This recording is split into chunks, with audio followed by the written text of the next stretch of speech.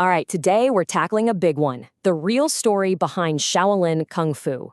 We're going to peel back the layers of legend and see what's really underneath all those high-flying kicks. Let's get into it. So when I say Shaolin, what pops into your head? For a lot of us, right, it's something straight out of a movie. You're probably picturing monks flying through the air, maybe shattering a stack of bricks with one punch. I mean, it's an awesome image. But is that the whole story? Is it even the real story? And that's really what we're going to dig into today. We're going to look past the myth of the invincible warrior, the superhuman stuff, to find a reality that's honestly way more interesting.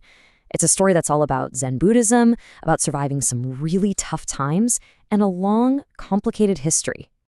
Okay, so here's our game plan. We'll start by looking beyond the movies at the temple's real origin.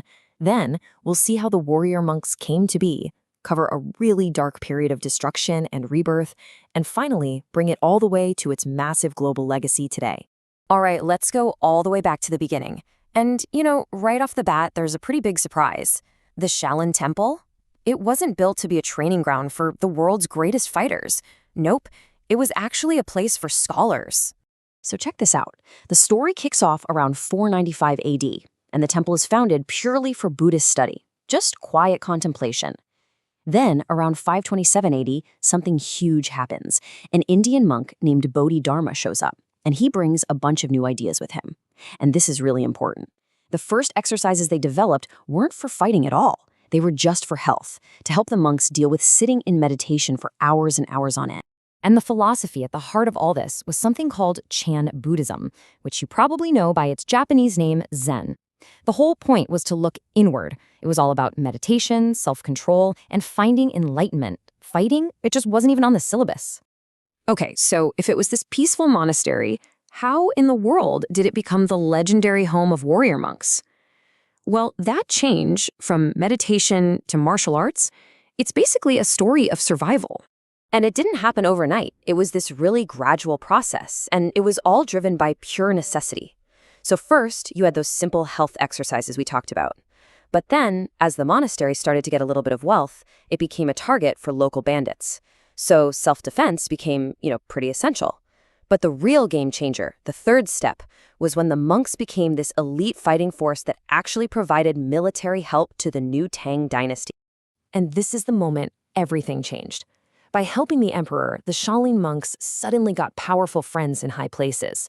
They got imperial protection, land, money, but even more importantly, this is when their reputation as these incredible warriors just exploded across China.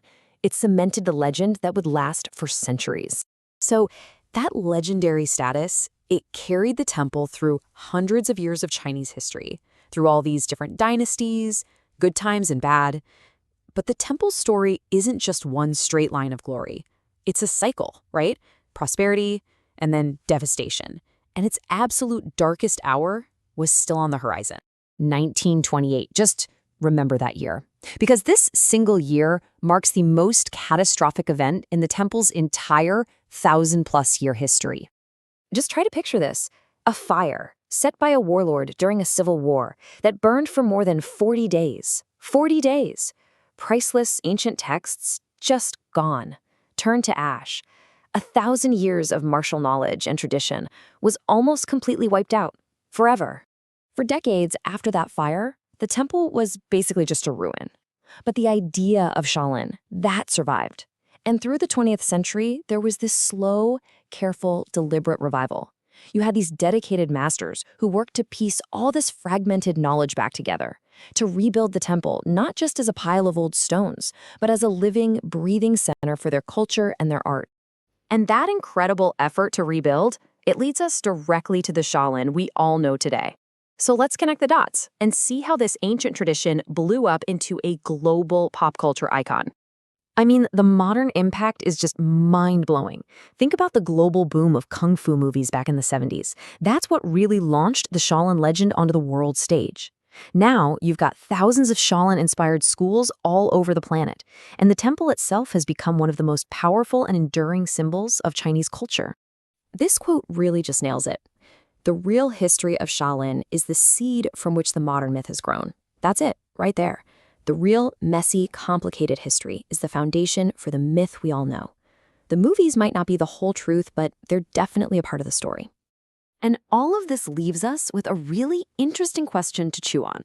We've seen the history, we've seen the Hollywood version. So what happens when an ancient spiritual practice, something that was born from a need for quiet meditation and later self-defense, becomes a massive, commercialized, global brand?